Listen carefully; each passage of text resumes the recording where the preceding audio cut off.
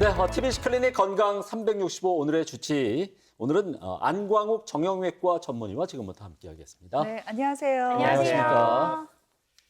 네, 요즘 날이 굉장히 덥잖아요. 그래서 에어컨 같은 냉방기를 한시도 끄지 않고 사는 분들이 많아요. 네. 근데 제가 알기로는 에어컨 바람도 이 관절에 안 좋다고 하는데 어떤가요?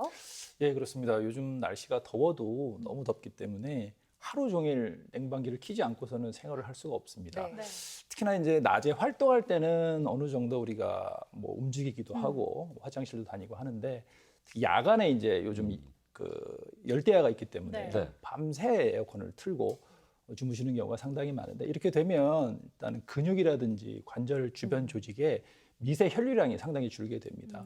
그렇게 되면은 당연히 요통 및 각종 관절 쪽에 통증이 유발하게 돼서 과도한 냉방은 건강에 상당히 해롭다고 생각됩니다. 오, 네. 의외네요. 저는 추운 겨울에는 이제 바람도 많이 불고 하니까 오히려 좀 근육이 경직될 거라고 생각을 했는데 네. 말씀을 들어보니까 냉방기이기 때문에 몸이 이제 또 경직될 수도 있네요, 근육들이. 그러니까요. 아니 그러면 어떻게 뭐 에어컨을 끄고 살아야 되나요? 그냥 안 땀 되는데? 흘리면서 살아야 돼요? 예, 그러니까 뭐 일단 너무나 덥기 때문에 사실 네. 냉방기 없이는 생활하기가 상당히 힘듭니다. 그렇기 때문에 이제 하루 종일 냉방을 할 경우라도 1시간에 한 번 정도는 적당하게 환기를 시키고 그 사이에 뭐 가벼운 스트레칭이나 이렇게 관절을 접었다 폈다 해주는 운동을 함으로써 네. 그 관절의 경직도를 좀 풀어주고 네. 그렇게 하면은 통증을 많이 줄일 수 있을 것 같습니다. 지금 MRI 상에서는 요추 5번하고 6번 사이에 디스크가 이렇게 있습니다. 이렇게 우선은 입원을 하셔가지고 일단 통증 치료라든지 약물 치료라든지 물리 치료 같은 적극적인 치료를 먼저 해본 다음에 증상이 호전이 안 되시면은 다음 주 중으로 수술을 하도록 하겠습니다. 최근 국내 한 대학병원 연구에 따르면 50대 이상 여성의 3분의 1은 요통을 겪고 있는 것으로 나타났습니다. 특히 복부 비만이 있는 50대 여성의 요통 유병률은 복부 비만이 없는 여성의 1.2배나 된다는데요. 흥미로운 건 나이가 많아질수록 허리둘레가 증가하면 더불어 허리디스크 환자 수도 증가한다는 사실입니다. 척추의 퇴행성 변화와 약해진 허리 근육에 과도한 복부 지방까지 겹쳐 결국 허리디스크 발병을 높인다는 건데요. 또 그런가 하면 요즘 10대 자녀들에겐 옛날에는 없던 병이 나타나고 있는데 바로 허리디스크라는 겁니다. 허리디스크가 있으면 수술을 해야 하는지 하지 말아야 하는지가 가장 큰 고민인데요. 실제로 허리디스크 환자 중 수술이 필요한 경우는 5% 미만이라고 합니다. 안 아파도 허리디스크일 수 있고 또 아프다고 해서 디스크 수술이 무조건 필요한 것도 아니라고 하니 과연 허리디스크는 언제 어떨 때 어떻게 치료를 해야 할까요? 그 궁금증을 지금부터 해결해 드리겠습니다. 사실 디스크에 대해서는 저희가 이 시간에 정말 많이 다뤘잖아요. 그래요. 그래도 저희가 좀 명확하게 모르고 있는 부분이 많은 것 같은데 네. 사실 우리가 크게 아프지 않으면 관심이 없잖아요. 그런데 아프지 않더라도 이게 디스크일 확률도 있다고요. 예, 그렇습니다. 이제 그 대부분 병원에 오시는 분들이 뭐 허리 통증이 있거나 뭐 디스크의 경우에는 가장 대표적인 통증이 이제 다리 쪽으로 통증이 뻗치는 방사통이라는 증상으로 많이 찾아오시는데 우리가 일반적으로 그 통증이 없는 아무 증상이 없는 분들 대상으로 무작위로 MRI 촬영을 한다면 그분 중에 3분의 1 정도에서 디스크 증상이 나타납니다. 그렇기 때문에 반드시 뭐 사진상에서 이상이 있다고 해서 이분이 디스크다라고 해서 치료를 하는 것이 아니고 그 사진과 그 환자분께서 호소하시는 임상 증상을 종합해서 치료로 접근하는 경우가 상당히 많습니다. 그래서 사진 우연한 기회에서 허리 쪽으로 검사를 했을 당시에 뭐 디스크가 우연하게 발견이 되었다면은 설사 증상이 없다고 하더라도 무거운 물건을 든다거나 뭐 과도한 운동을 한다거나 하는 거는 약간 조심해야 될 필요가 있습니다. 그러면 안 아파도 디스크일 수 있으니까 저는 반대로 한번 생각을 해봤거든요. 네. 되게 아파요. 이거는 디스크다, 100%. 근데 디스크가 아닐 수도 있겠네요. 그렇죠. 이게 반대의 경우도 있습니다. 특히나 이제 척추 질환의 경우에는 어떤 우리가 방사학적 검사, 뭐 대표적인 게 이제 엑스레이 검사와 MRI 검사를 하게 되는데 거기서 사진상에서 이상이 있다고 나오더라도 그 증상이 아예 없으실 수도 있고 반대로 증상이 아주 심하게 나타날 수도 있습니다. 네. 그래서 이게 반드시 그 검사의 결과와 환자분이 그 호소하시는 증상이 딱 매치되는 경우가 100% 맞지는 않습니다. 그래서 그 환자 개별적으로 이렇게 세심한 접근이 좀 필요하겠습니다. 아. 이걸 자꾸 건들다 보면 안 좋기 때문에 그냥 놔둬야 된다. 또 사실 저 같은 경우에도 허리가 아프더라도 며칠 좀 쉬고 나면 괜찮더라고요. 어떤가요? 예, 그렇습니다. 이제 기본적으로 가장 여쭤보시는 게 수술을 해야 되는 병이냐라고 말씀을 많이 질문을 주시는데 기본적으로 추간판 탈출증은 수술하는 병은 아닙니다. 대부분의 경우에 적절한 휴식과 또 적절한 약물 치료, 주사 치료를 통해서 충분히 회복이 가능하고 보통 그 문제가 돼서 오시는 분들의 한 10% 내외에서만 수술로 이제 진행이 되는 경우이고 나머지 90% 정도는 충분히 비수술적인 방법으로 치료가 가능합니다. 근데 원장님 디스크가 있으면 보통 가장 먼저 생각나는 부위가 허리잖아요. 그렇죠. 근데 허리뿐만 아니라 제 아내 같은 경우에는 그러니까 병원에 가서 알게 됐는데 다리가 어느 순간 자꾸 좀 찌릿찌릿하다고 해서 네. 가니까 이제 신경이 눌린 거예요. 근데 사실 ong덩이가 아플 수도 있고 그렇죠. 제 아내처럼 다리가 아플 수도 있고 이거 허리 디스크 증상이다 아니다. 이거 어떻게 구분을 하는 거예요? 예, 이제 그게 이제 그것도 좀 많이 와서 뭐 여쭤보시는 부분인데 네. 이제 환자분들은 다리가 아프다고 병원을 오십니다. 네. 그러면 이제 저희가 이제 뭐 진료를 해보고 요거는 이제 허리 쪽에 문제가 있어서 검사를 해보셔야 되겠습니다. 이렇게 말씀을 드리면 아니 나는 다리가 아파서 왔는데 왜 허리를 맞아요. 검사를 하느냐. 먼저 여기 오기 전에 병원에서는 다리 검사를 다 했더니 별 이상이 없다. 그래서 그래도 다리가 아파서 여기 병원에 왔다. 난 다리 검사를 해달라 하시는 분들이 상당히 많은데 그 원인 자체는 이제 척추에서는 목 부분에서는 신경이 나와서 이게 팔 쪽으로 가게 되고 허리 쪽에서는 신경들이 나와서 이제 다리 쪽으로 가기 때문에 원인은 허리 쪽에 있고 그 증상은 다리 쪽으로 나타나는 경우가 되게 많습니다. 그래서 이제 가장 대표적인 증상은 엉덩이 쪽의 통증을 가장 많이 호소합니다. 엉덩이 쪽에 통증을 가장 많이 호소하고 특히나 엉덩이 쪽도 이게 이 둔부 쪽과 이 사타구니 또 쪽으로도 통증이 이제 뻗치는 경우가 있는데 여기서 또 좀 조심해야 될 거는 이제 척추 추간판 탈출증과 좀 비슷하게 구분해야 될 병이 이제 고관절 쪽의 질환도 우리가 생각을 해봐야 되는데 대표적인 질환이 이제 대퇴골 무혈성 괴사증이라는 그런 병이 있는데 그거는 주로 사타구니 쪽에 통증이 오고 이 허리에 문제가 있을 경우에는 엉덩이 쪽에 통증이 오기 때문에 그 점을 가장 큰 차이점으로 보시면 되겠습니다. 근데 또 이게 디스크가 터진 위치에 따라서도 증상이 다르게 나타난다 하더라고요. 예, 그렇습니다. 이제 아까 전에도 말씀드렸다시피 이제 척추라는 것은 그 동일하게 생긴 그 뼈가 이게 계속 반복되는 그 구조를 통해서 하나의 척추 기둥을 척추를 이루고 있기 때문에 각 레벨별로 나가는 신경이 따로 있습니다.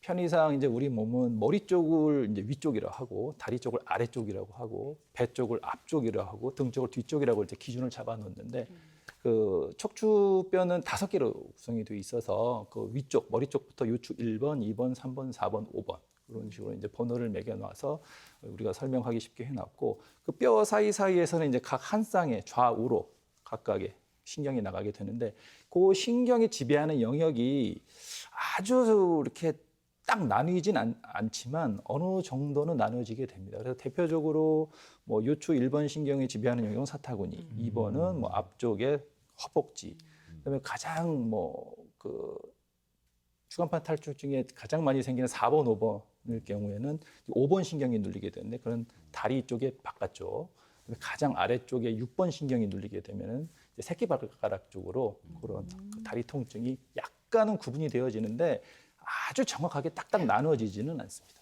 네. 예. 그 디스크 터지고 막 디스크 허리 관절 얘기를 하다 보니까 내 허리는 괜찮은가 한번 이렇게 만져보게 되는데 예. 그 사실 허리 디스크가 있다고 하면은 무조건 퇴행성은 아닐 거란 생각이 들거든요. 이게 퇴행성일 경우와 아닐 경우에 어떤 차이가 있는지 가령 예를 들어서 예. 완치가 가능하다든지 예. 그런 차이가 있나요? 예, 기본적으로 이제 추간판 탈출증이라는 거는 저희가 이제 성장을 하면서 10대 후반부터 이제 다른 부분보다는 척추 이 추간판이라는 부분은 퇴행성 변화가 빨리 진행되는 경우가 많습니다. 다른 근육이라든지 다른 부위에 비해서 그러다 보니까는 그 빠르게 퇴행성 변화가 진행이 되다 보면은 이제 그 순차적으로 커다란 퇴행성 질환의 하나의 그 영역으로 이제 추간판 탈출증이 진행이 되는데 살다 보면은 이제 어떤 사고라든지 뭐 어떤 불의의 어떤 외상이 큰 외력에 의해서도 외상성 디스크가 발생을 할 수 있는데 거의 추간판 탈출증의 90%는 퇴행성 질환에 의해서 오는 경우가 상당히 많고 뭐 그 치료를 했을 경우에 뭐 100%다 완치가 되느냐 이렇게 가장 또 질문을 많이 해주시긴 하는데 사실 의료에 있어서 이게 100%라는 말은 좀 이게 어렵은데 대부분 좋아집니다. 어떤 추간판 탈출증으로 인해서 삶이 뭐 장애를 유발한다거나 어떤 기능 상실에 의해서 내가 사회적 활동에 지장이 있을 정도의 큰 문제가 생기는 그런 질환은 아닙니다. 예, 네. 그렇군요. 사실 우리가 허리가 아파서 정형외과에 가면 MRI를 굳이 찍지 않더라도 뭐 내 증상이 이렇다 이렇게 네. 말씀만 드려도 디스크인지 아닌지 좀 판별을 해주더라고요. 네. 네. 그렇다면 좀 상황에 따라 다르겠지만 굳이 이 MRI를 찍어야지 알 수가 있는 건가요? 예, MRI를 찍으면 가장 좋겠죠. 가장 좋고 쉽고 뭐 고민할 필요도 없는데 일단 비싸니까 MRI 검사라는 게 고가의 검사이기도 하고. 하지만 다행인 거는 이제 올 3월부터는 그 어떤 신경학적 증상이 있거나 의사가 판단해서 아, 이 부분은 MRI 검사가 꼭 필요하다라고 판단이 되어지면 1회에 한해서는 보험 처리가 가능합니다. 그래서 네. 과거에 비해서는 상당히 이제 와. 환자분들의 부담이 경감이 되는데 반드시 MRI를 찍어야 된다, 아니다라는 거는 그건 환자분 그 증상에 따라서 약간 좀 다른데 이건 누가 봐도 명확하게 뭐 디스크다, 뭐 다리 힘도 좀 빠져 있고 다리 하지 직거장 검사상에서도 이건 정확하게 뭐 추간판 탈출증이 명확하다 하면 굳이 MRI를 찍지 않고 CT 정도라도 가능하겠지만 MRI를 찍어야 될 경우는 일단 이분은 뭐 약물 치료라든지 뭐 주사 치료라든지 그 보존적 치료에 잘 반응을 하지 않아서 수술을 좀 고려를 해야 되겠다 할 경우에는 MRI 검사를 통해서 그 탈출된 수액의 위치와 양과 양상과 그거를 좀 정확하게 판단하는 것이 치료에 도움이 될 수 있겠습니다. 치료가 정 안 될 때는 뭐 말씀하신 대로 수술을 받지만 사실 환자 입장에서는요, 특히 허리 아픈 분들은 웬만하면 수술 없이 그쵸. 낫고 싶은 게 이게 또 사람 마음이거든요. 맞아요. 요즘에 원장님 비수술적 치료도 참 방법이 다양하더라고요. 예, 요즘 아주 많이 나오고 있습니다. 근데 가장 기본적인 치료는 약물 치료입니다. 약물 치료, 그다음에 그 진통소염제 약물 치료를 통하고 물리치료, 휴식. 근데 그 밖에는 최근 들어서 많이 이제 소개되어지는 것은 여러 가지 시술 치료들이 많이 소개되어지죠. 어떤 뭐 고주파 수액열 치료술이라든지 뭐 신경 성형술이라든지 여러 가지 치료가 있는데 이런 것들이 최근 들어서 뭐 신기술처럼 여겨지지만 다 과거에 있었던 그 근본적인 원리는 다 과거에 한번 나왔던 그 치료 방법이기 때문에 그 디스크 치료의 크게 대별점은 수술을 하느냐, 수술을 안 하느냐. 수술 안 하는 방법을 보통 비수술적인 치료 방법이라고 하는데 그 비수술적인 방법의 가장 큰 그 부분을 차지하는 부분은 약물 치료입니다. 약물 치료고 거기에 이제 더불어서 신경 주사라든지 뭐 거기에 반응을 안 한다면은 뭐 간단한 시술을 한다든지 그런 식으로 치료를 하면은 대부분 좋아질 수 있습니다. 제가 고등학생 때 수행평가 시간에 멀리뛰기 엄청 열심히 하다가 허리를 그때 삐끗했었거든요. 근데 평소에는 괜찮은데 이게 가끔씩 좀 아파가지고 정형외과에 갔더니 허리 디스크가 의심이 되긴 하는데 아직 젊으니까 그냥 허리 근력 운동을 많이 해라. 그래서 뭐 나름 운동 나름 이렇게 하고 해서 지금은 좀 괜찮은데 이게 진짜 운동만으로도 괜찮아질 수가 있는 건가요? 예, 그 허리 디스크에 문제가 있을 경우에 이제 어떤 운동이 좋다, 어떤 운동이 나쁘다라고 뭐 정해진 없지만 과거에도 뭐 여러 그 연구가 있었지만 허리를 이렇게 펴주는 운동이 좋다라는 의견이 있었던 반면 또 그와 반대로 허리를 굽혔다 폈다 하는 운동이 좋다 뭐 이렇게 되어 있기 때문에 어느 운동이 딱 좋다라고 정해진 건 없지만 확실한 거는 그 운동을 했을 때 네. 내가 너무 아프다, 허리가 아프다, 좋지 않다고 했을 때 그 운동을 하면 안 됩니다. 네. 간혹 가다가 이제 젊으신 분들이 특히 이제 헬스를 열심히 하시는 분들은 운동으로 내가 풀겠다. 그거 운동이 부족해서 아픈 거다라고 네. 더 운동을 열심히 하시는 분들이 계시는 건데 그건 정말 잘못된 겁니다. 그러니까 어떠한 운동이라든지 그 운동을 했을 때 나한테 무리가 된다면 그 운동은 하지 않는 게 좋습니다. 네. 그 허리 디스크 질환에 있어서 가장 또 고민이 되는 순간이 수술을 할까 말까 이렇게 그 경계에 있는 환자분들이 좀 고민이 많이 될 것도 같습니다. 그 만약 원장님이라면 이런 경우에 수술을 권유를 하실 건가요? 어떤가요? 아까도 말씀드렸다시피 척추 디스크는 수술하는 병이 아닙니다. 수술하는 병이 아니고 그 학회에서도 일단은 환자분이 오시면은 기본적으로 6주 정도는 최소한 6주 정도는 수술하지 말고 치료를 해봐라. 그 후에 수술을 결정해도 늦지 않다라고 되어 있기 때문에 충분한 보존적 치료를 한 후에 수술을 시행하는 게 좋고 또 같은 추간판 디스크 환자라고 하더라도 이분이 수술을 했을 때의 수술 후의 결과가 좋을까 안 좋을까가 상당히 좀 다양하게 나타날 수는 있는데 어느 정도는 예측할 수가 있습니다. 네. 그렇기 때문에 뭐 일률적으로 무조건 수술하는 게 좋다, 무조건 수술하는 게 나쁘다라고 말씀드리는 것보다는 그 오신 분들의 어떤 나이라든지 지금 하고 있는 직업이라든지 뭐 사회 활동 그 액티비티에 따라서 이분은 수술을 빨리 해서 빨리 사회로 복귀시키는 게 낫다. 근데 수술을 했을 때 좋은 케이스다. 수술했을 때 재발률도 적고 아주 수술 후에 효과가 좋은 케이스 같으면 어느 정도 수술을 권유해드리고 그렇지 않은 경우에는 이제 반대로 수술보다는 이제 시술이라든지 주로 약물 치료를 더 소개시켜드리는 편입니다. 네, 뭐 꼭 수술을 해야 한다 이런 지명은 아니라 득과 실을 좀 잘 따져봐야 한다 그렇죠. 이렇게 말씀해 주셨는데 네. 그렇다면 수술을 꼭 해야 하는 경우도 있을 거예요. 네. 어떤 그렇습니다. 경우죠? 예, 반드시 수술을 해야 되는 경우가 있습니다. 네. 가장 먼저는 이제 아까 말씀드렸다시피 6주 정도 우리가 수술을 안 하고 약물 치료라든지 뭐 주사 치료라든지 뭐 물리 치료라든지 휴식이라든지 그런 충분한 보존적 치료에도 참을 수 없을 정도의 통증이 지속되는 경우에는 수술을 해야 합니다. 또 하나는 통증만 있는 것이 아니고 하지의 근력의 마비가 와서 근력 약화가 되는 경우가 있습니다. 그래서 근력이 약화가 된 것만 갖고서는 또 수술을 결정하는 것이 아니고 그 약화된 근력이 회복이 안 되고 점점 악화될 경우에도 수술을 하게 되고 또 가장 안 좋은 경우가 있는데 디스크가 너무 심하게 터져가지고 이 척추의 신경 전체를 다 그 영향을 주는 경우가 있는데 이걸 이제 마미 증후군이라고 하는데 이 경우에는 뭐 하반신이 거의 마비가 되고 이 대소변 기능도 장애가 오기 때문에 그 경우에는 응급 수술을 해야 되는 경우도 있습니다. 그래서 디스크가 어떻게 보면은 되게 좀 순한 병일 수도 있지만 한편으로는 되게 좀 무서울 수도 있습니다. 상황에 따라서 극과 극으로 좀 나뉘어질 것 같은 생각이 드네요. 주사 치료 말씀하셨잖아요. 네. 딱 듣는 순간 저는 뼈 주사. 네. 흔히 주변 애들 보면 이제 스테로이드 주사 그렇죠. 많이 맞는데 네. 근데 스테로이드도 이제 많이 맞으면 또 안 되잖아요. 그렇죠. 그러면 좀 적정한 주기가 있지 않을까? 예를 들어서 뭐 한 달에 한 번 맞는다든지. 예. 네, 어때요?